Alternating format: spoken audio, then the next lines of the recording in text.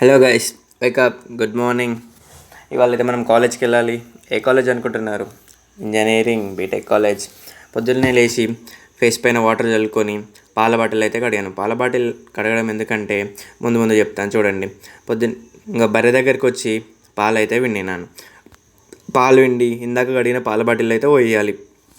పోసి ఇంటింటికి డెలివరీ అయితే ఇవ్వాలి. ఎందుకు ఈ పని ఎందుకు చేస్తున్నామని అంటే, మనం చదువుకోవాలంటే ఎంతో కొంత మనీ కావాలి. మనీ కావాలంటే ఏదో ఒక పని చేయాలి కదా. అందుకే బర్రెని అయితే తీసుకున్నాం. ఇట్లా రోజు పాలు విండి ఇంటింటికి అయితే ఇట్లా డెలివరీ చేస్తే మంత్కి ఒక 10,000 అట్లా వస్తాయి. ఇంటికి వచ్చే వరకు మమ్మీ టిఫిన్ ప్రిపేర్ చేసింది. రెడీ అయితే ఒక కాలేజ్కి వచ్చేసిన. ఫస్ట్ టైం అయితే కోడింగ్ నేర్చుకున్న కాలేజ్లో.